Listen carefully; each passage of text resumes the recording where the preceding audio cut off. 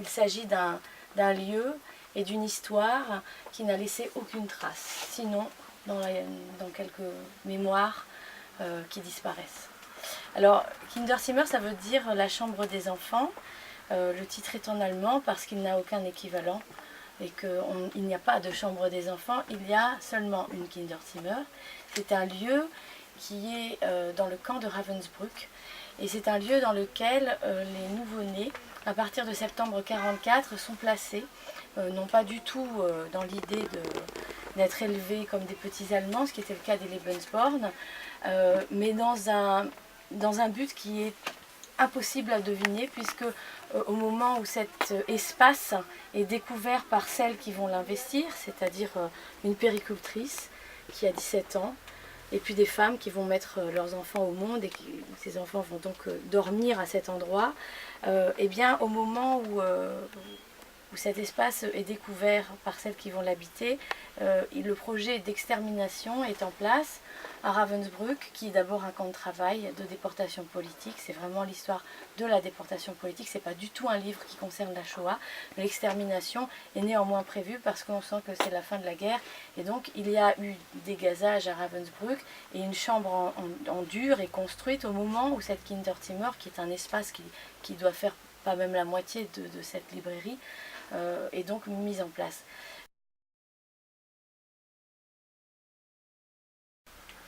Alors j'ai découvert qu'il y avait 3 enfants français qui étaient sortis vivants de ce camp, 3 bébés mis au monde là-bas, sortis vivants.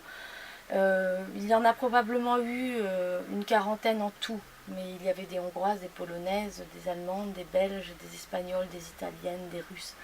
Donc cette mémoire-là est très éparpillée, volatile. Et en fait, j'étais un peu... Je sentais bien que là, il y avait une histoire à raconter qui était essentielle, nécessaire, mais que la seule possibilité de le faire, c'était de rencontrer les gens. Donc j'ai eu la chance de rencontrer les 3 enfants en question, les 3 bébés. Une maman qui est dans une maison de retraite à Nancy aujourd'hui, mais qui est une femme très âgée. Et puis la puéricultrice, qui est une grande résistante, dont vous avez peut-être entendu le nom avant, qui s'appelle Marie-Josée Chambard-Delove. Oh. Voilà, j'entendais « Ah !» Mais Marie-Josée Chambard-Delove a été internée à Ravensbrück à partir de 1943, et à 17 ans, elle était la puéricultrice de la Kinderzimmer. C'est une dame qui habite Antony aujourd'hui, qui a plus de 90 ans, et qui raconte encore son histoire, mais la Kinderzimmer est une toute petite partie de son histoire. Et c'est probablement aussi pour ça qu'il n'y a pas un livre sur la Kinderzimmer, c'est que dans des vies aussi vastes et aussi résistantes, c'est un des éléments.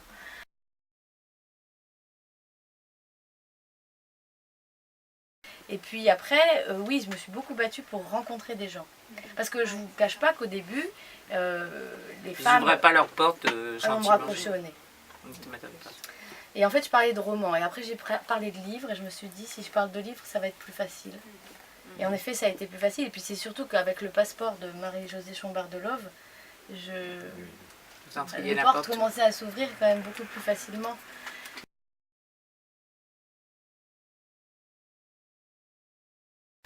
Je me suis rendu compte que cette parole est difficile à recueillir aussi, parce que le temps use les mémoires. Et qu'en toute bonne foi, on peut aussi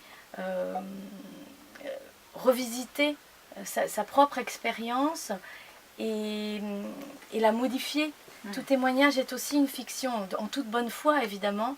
Et puis il y a aussi que les témoignages que j'ai trouvés ensuite, qui sont inédits, qui sont à la bibliothèque de Nanterre, sont parfois très contradictoires. Et comme il n'y a pas la preuve par le document, il est très complexe de reconstituer le réel, non pas de la Kinderzimmer parce qu'on n'en sait pas grand-chose, mais de ce qu'il y avait autour. Et donc tout est difficile, tout est inaccessible, tout demande beaucoup de réflexion. Il y a des femmes qui vous diront qu'à Ravensbrück il y avait un lac, et elles ont raison. Et puis vous avez des femmes qui vous diront qu'à Ravensbrück il n'y a pas de lac, et elles avaient raison aussi. Elles avaient raison parce que chacune a traversé son propre camp.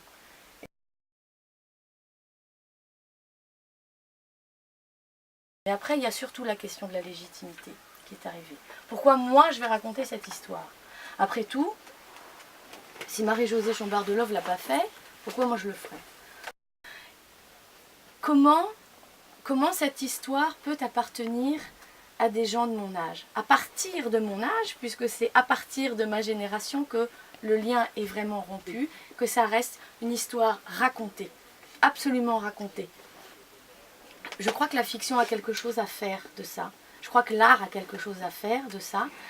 Parce que je crois que sans mémoire émotionnelle, sensorielle, physique, on n'est plus que dans l'histoire. L'histoire n'a absolument rien à voir avec la mémoire. S'il n'y a pas de mémoire, on va rester à distance de cette histoire et rien ne garantit que dans 2 générations, elle soit encore racontée. Alors, on peut trouver que ça n'est pas nécessaire. Moi, je crois que c'est nécessaire. Je le crois vraiment.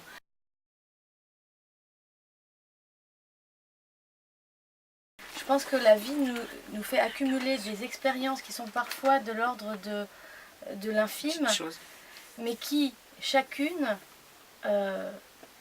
hypertrophiée, nous met en relation avec l'ensemble des expériences humaines.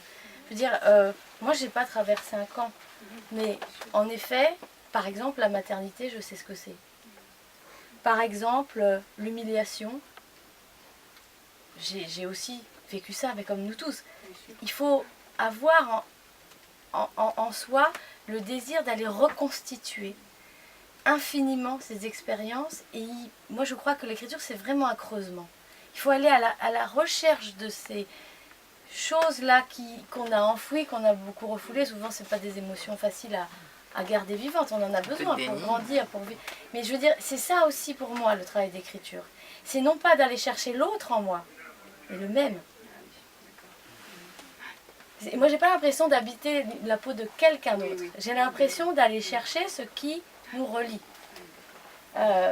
Et pour moi, c'est ça le vrai travail. C'est pour ça que je peux écrire sur le Cameroun des années 40 ou sur Marie-Louise Giraud ou prendre la parole à la première personne du singulier et être le bourreau Jules-Henri Desfourneaux. C'est parce qu'à un moment donné, l'idée, c'est pas d'aller endosser un déguisement et de le porter parfaitement bien, c'est d'aller chercher le même, dans l'effroi, dans l'horreur, dans toutes les émotions humaines, les plus nobles et les plus viles aussi. Hein.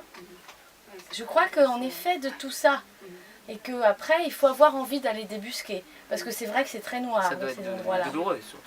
C'est épuisant. Mais oui, mais en même temps, c'est. Donc c'est.